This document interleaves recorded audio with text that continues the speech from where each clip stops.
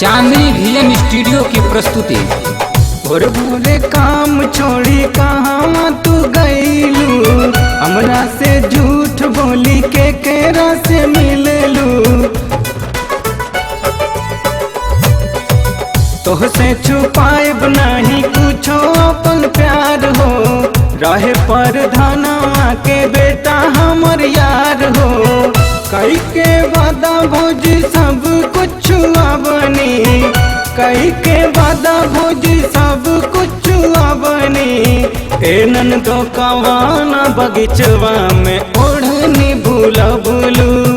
ए भौजी अमावा के बिचवा में ओढ़नी बिछवनी।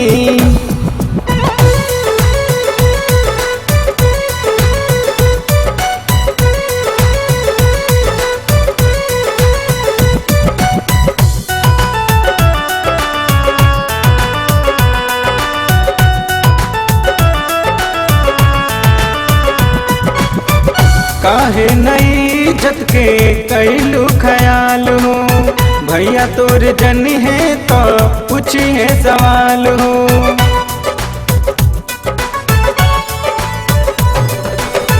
ओही रे गलतियाँ कैनी भरल जवानी में, पूरा त समीज भीगल नहरक पानी में।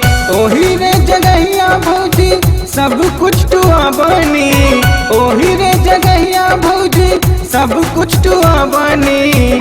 ए ननदो कवाना बगीचवा में ओढ़नी भूलबलू।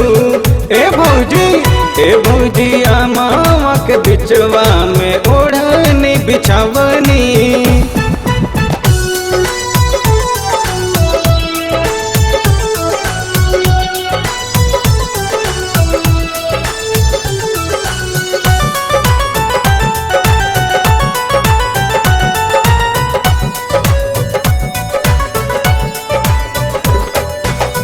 पहले तो छोटे छोटे रहे समान हो, करके कुकरम काहे बनलू सियान हो।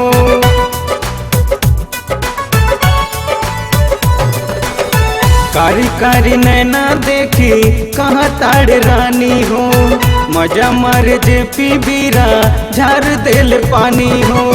बचल न जवानी भौजी लोड कर बाबनी, बचल न जवानी भौजी लोड कर बाबनी। ए ननदो कवाना बगीचवा में ओढ़नी भूलबलू। ए भौजी अमावा के बिचवा में ओढ़नी भूलबलू।